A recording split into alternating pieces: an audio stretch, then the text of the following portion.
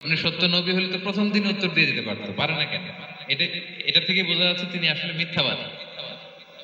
15 দিন রাসূল সাল্লাল্লাহু আলাইহি ওয়াসাল্লামের জন্য এত বিব্রতকর পরিস্থিতি আর ছিল না। 15 দিন পর আল্লাহ তাআলা আয়াত নাযিল করলেন, ওয়ালা তাকুলান্না বিশাইইন ইন্নী ফাইলুন যালিকা গাদা ইল্লা আইয়াশা আল্লাহ। অর্থাৎ হে নবী, ভবিষ্যতের কোনো কাজে যখন ওয়াদা দিবেন, কমিটমেন্ট করবেন, আপনি আইয়াশা আল্লাহ মানে ইনশাআল্লাহ বলা ছাড়া কখনো দিবেন না। রাসূল সাল্লাল্লাহু আলাইহি ওয়াসাল্লামকে শিক্ষা দেওয়ার মধ্যে দিয়ে বেসিক্যালি আল্লাহ তাআলা গোটা মুসলিম উম্মাহকে শিক্ষা দিলেন, আমাদেরকে শিক্ষা দিলেন, যাতে আমরা ভবিষ্যতের কাজে আগে ইনশাআল্লাহ বলি। তো রাসূল সাল্লাল্লাহু আলাইহি ওয়াসাল্লাম লেসনটা পেলেন। এরপর আল্লাহ তাআলা উত্তর জানিয়ে দিলেন, আম হাসিবতা আন্না আসহাবাল কাহফি ওয়ার রাকিম কানু মিন আয়াতিনা আজাবা। টানা 2 পৃষ্ঠা উত্তর দিলেন আসহাবুল কাহফ কারা। তাওরাত, জাবুর, ইনজিলে কোথাও এত বিস্তারিত উত্তর নাই আসহাবে কাহফের ব্যাপারে। আল্লাহ তাআলা আল কাহফ, সূরাতুল কাহফ নামে গুহাবাসীদের নামে একটা সূরা দিলেন, বিস্তারিত 2 পৃষ্ঠায় বর্ণনা করলেন তারা কারা। কুরাইশরা তো তাআজ্জুব বনে গেল, ঘটনা কি? মুহাম্মদের উত্তর কিভাবে জানলো? সে তো কারো কাছে পড়ে নাই, লেখে নাই, এই দেশের বাইরেও কোথাও যায় নাই।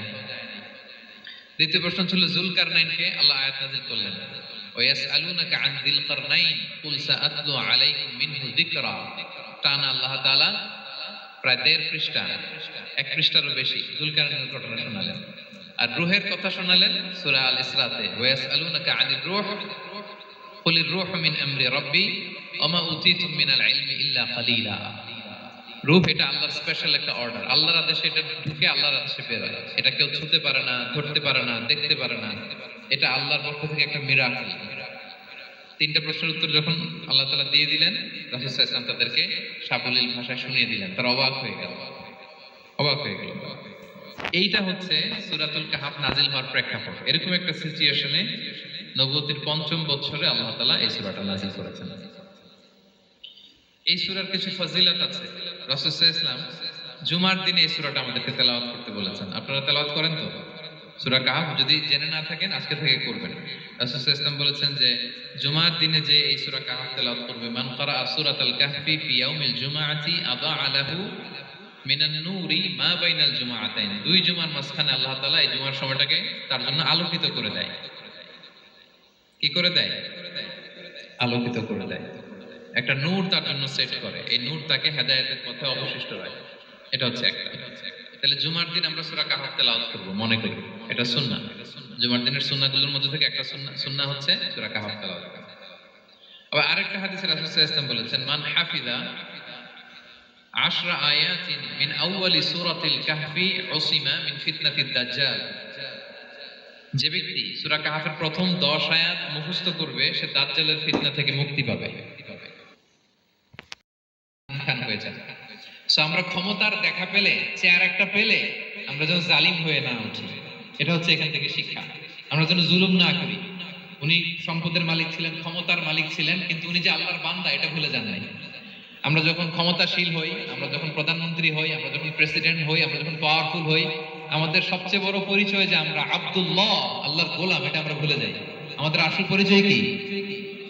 আমরা আল্লাহর গোলাম। আমরা যে আল্লাহর গোলাম, এই চিন্তাটা, এই সেন্সটা যদি আমাদের মাথায় থাকে, তাহলে ক্ষমতা আমাদেরকে দাম্ভিক বানাতে পারে না, আর ওই ক্ষমতা আমাদেরকে ফিতনায়ও ফেলবে না। তাহলে সম্মানিত সুধী, দাজ্জাল কয়টা জিনিস দিয়ে আমাদেরকে ফিতনায় ফেলবে? 4টা। দ্য ট্রায়াল অফ ফেইথ, ঈমানের পরীক্ষা; দ্য ট্রায়াল অফ ওয়েলথ, সম্পদ দিয়ে পরীক্ষা; দ্য ট্রায়াল অফ নলেজ, জ্ঞানের পরীক্ষা; দ্য ট্রায়াল অফ পাওয়ার, ক্ষমতার পরীক্ষা। আর ঈমানের পরীক্ষায় উত্তরণের জন্য আল্লাহ তাআলা আমাদেরকে এই সূরায় আসহাবে কাহফের ঘটনা শুনিয়েছেন, যে 7 জন যুবক তারা তাদের ঈমানকে হেফাজত করেছিল।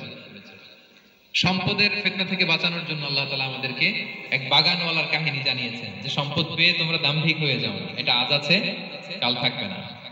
জ্ঞানের পরীক্ষা থেকে আমাদের মুক্তির জন্য আল্লাহ তাআলা অনেক বড় করে আল্লাহ নবী মুসা আলাইহিস সালাম এবং খিজির আলাইহিস সালামের ঘটনা শুনিয়েছেন, আমাদের বুঝিয়েছেন যে আমাদেরকে বিনয়ী হতে হবে, জ্ঞানের জন্য সফর করতে হবে এবং সবর করতে হবে।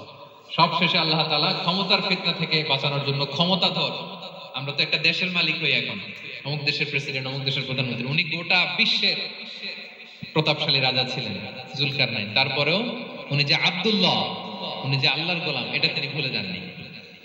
তাহলে এইভাবে যদি আমরা এই ফিতনাগুলো থেকে বাঁচার চেষ্টা করি, তাহলে এই ফিতনা থেকে আমরা বেঁচে থাকতে পারবো, এবং দাজ্জাল যদি এই মুহূর্তেও আসে, সে আমাদেরকে বিভ্রান্ত করতে পারবে না। পারবে? পারবে না ইনশাআল্লাহ। ইনশাআল্লাহ বলেন। আর ভবিষ্যতের সব কাজের আগে আমরা সবসময় কি বলবো? মনে থাকবে সবার?